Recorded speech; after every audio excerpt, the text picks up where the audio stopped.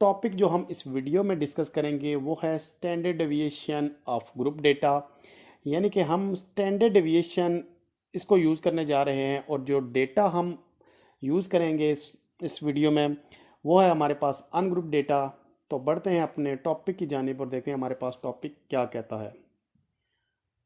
Students, अगर आप standard deviation इसका फार्मूला देखें तो आपके पास फार्मूला है ये आपके पास। सबसे पहले आप इसका एक्स बार निकालेंगे क्योंकि आपने डेटा जो ओरिजिनल डेटा है उससे आपने एक्स बार को बहुत दफ़ा यूज़ करना है, उसका आपने डिफरेंस लेना है। तो हम सबसे पहले एक्स बार की वैल्यू फाइंड करेंगे।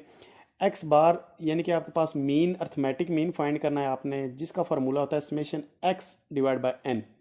तो स्टूडेंट्स, हम एक डेटा ले लेते हैं अनग्रुप डेटा और उसमें देखते हैं हमारे पास डेटा क्या है और उसको किस तरह से यूज़ करना है। डेटा हमने रैंडम डेटा ले लिया 192, 288, 200, 229, 184, 260, 384, 291, 330, 241। सबसे पहले स्टूडेंट्स आप इसको सम कर लें।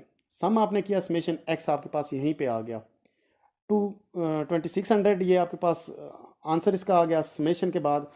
तो आप इसमें नंबर आप काउंट करें, आपके पास ये कितने नंबर बनते हैं, ये सारे आप इसकी नंबरिंग काउंट कर लें, आपके पास ये एन की वैल्यू आ जाएगी। यानी कि आपने इसको काउंट किया तो 1 2 3 4 5 6 7 8 9 10, टोटल जो आपका एन था वो आपका 10 हो गया। और आपके पास जो सम ऑफ एक्स था वो आपके पास 2600 आ गया। तो आप सिंपली पहले फार्मूले में वैल्यू पुट कर दें तो आपके पास एक्स बार की वैल्यू आ जाएगी। यानी कि समेशन एक्स की जगह आपने 2600 पुट कर दिया, एन की जगह आपने 10 पुट कर दिया, तो आपके पास डिवाइड करने के बाद जो एक्स बार की वैल्यू आ जाएगी ये आ जाएगी 260। तो स्टूडेंट्स, ये तो 260 है, तो आप इसका करेंगे क्या। अभी हमने यूज़ करना है स्टैंडर्ड डेविएशन। इसके हम स्टूडेंट दो फार्मूले यूज़ करेंगे, दोनों को आप डायरेक्ट मेथड कह सकते हैं। जो आपके पास पहला मेथड है उसमें आप फार्मूला ये वाला यूज़ करेंगे, standard deviation is equal to summation x minus x bar whole square divide by n और उसका अंडर रूट। तो यानी कि स्टूडेंट्स यहाँ पे हमने ये स्केयर स्केयर लिखना भूल गए, तो आप लिख लीजिएगा। अभी हमारे पास x की भी वैल्यू है और x बार की भी वैल्यू है। अगर फार्मूले में थोड़ा सा गौर करें तो आपने x माइनस एक्स बार फाइंड करना है। तो मतलब कि अगर हम इसमें जाएं, दोबारा से अपने क्वेश्चन में जाएं, तो हमारे पास x की ये वैल्यू दी हुई है और x बार की वैल्यू अभी हमने फाइंड की थी। यानी कि अब हमने x की हर वैल्यू से x बार को माइनस करना है। तो माइनस करना है तो पहले स्टूडेंट्स आप इसका स्केल ले लें। स्केल लेंगे आप तो स्केल इसका क्या आ गया, 192 का आ गया 36,864, 288 का आपके पास आ गया 82,944। इसी तरह से आपका 200 का आपका आ गया 40,000। बाकी का भी आप स्केल करते जाएंगे तो इस तरह से आ जाएगा। अभी स्टूडेंट्स आपने नेक्स्ट कॉलम जो जनरेट करना है वो आपका होगा x माइनस एक्स बार। यानी कि x की हर वैल्यू से आपने x बार को माइनस करना है। आपके पास जो x माइनस एक्स बार की पहली वैल्यू है 192 आपके पास x की वैल्यू थी और 260 आपके पास x बार की वैल्यू, सब्ट्रैक्ट किया -68। नेक्स्ट में आप 288 आपके पास x की वैल्यू थी और आपने इसमें से 260 आपके पास जो x बार की वैल्यू थी उसको माइनस किया तो 28। इसी तरह से आप थर्ड को माइनस करेंगे, इसी तरह से आपने बाकी वैल्यूज़ को भी माइनस करते जाना है। यानी कि x की वैल्यू से x बार की वैल्यू को आप माइनस करेंगे। उसके बाद स्टूडेंट्स ये आपके पास आ गया x माइनस एक्स बार। तो दोबारा से अगर आप फार्मूले में देखें तो आपको नज़र आएगा कि आपने इसका स्केयर भी लेना है। तो एक और हम कॉलम बना लेते हैं x माइनस एक्स बार, जो हमने ये अभी वो कॉलम बनाया है इसका हम ले लें स्केयर। तो स्केयर लेंगे -68 का, आप जब स्केयर लेंगे तो हो जाएगा 4,624। 28 का लेंगे तो हो जाएगा 784। आप 60 का लेंगे तो 3600। इसी तरह से आप बाकियों का भी लेंगे तो इस तरह से आपके पास ये अमाउंट्स आती जाएंगी।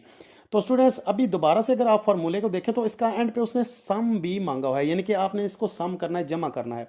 जब आपने जमा किया तो 37,306 आपके पास अमाउंट आ गई है x minus x bar whole square की। अभी आपने ये वैल्यू पुट कर देनी है फार्मूले में।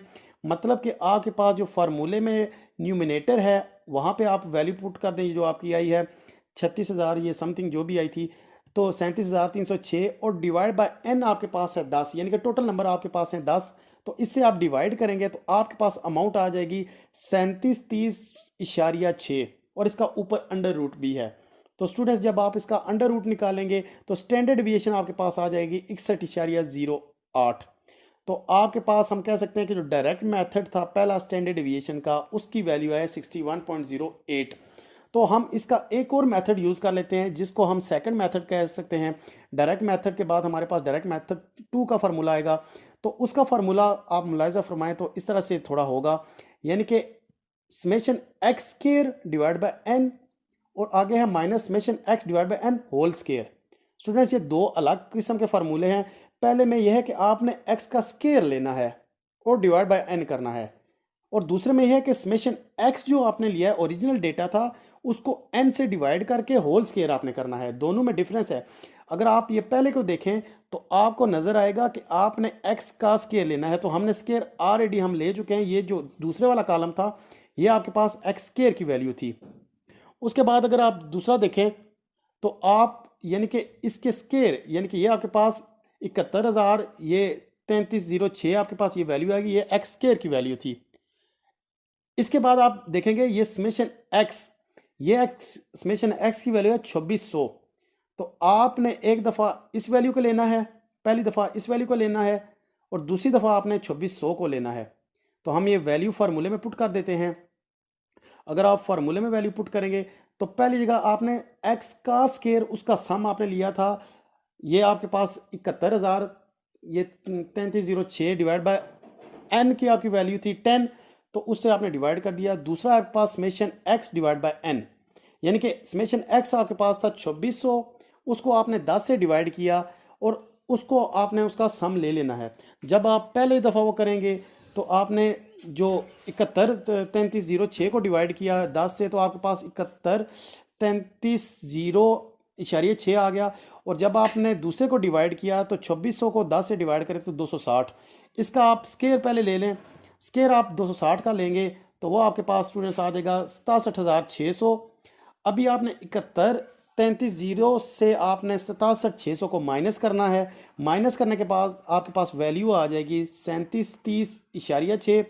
तो स्टूडेंट्स आप जब इसका स्टैंडर्ड डिवीएशन लेंगे तो ये आपके पास आ जाएगा 61.08। तो हम ये कह सकते हैं कि अगर आप डायरेक्ट मेथड यूज़ करें तो आपके पास दो मेथड्स हैं। एक आपके पास सिंपल मेथड है, दूसरा आपके पास जो इसका कॉम्प्लेक्स मेथड है। आंसर दोनों के हमने देखे हैं कि दोनों के आंसर सेम आए हैं। तो ये आज का हमारा लेक्चर था स्टूडेंट्स, उम्मीद करते हैं आपको समझ आया होगा। नेक्स्ट लेक्चर के साथ दोबारा आपसे मुलाकात होती है। अल्लाह हाफ़िज़।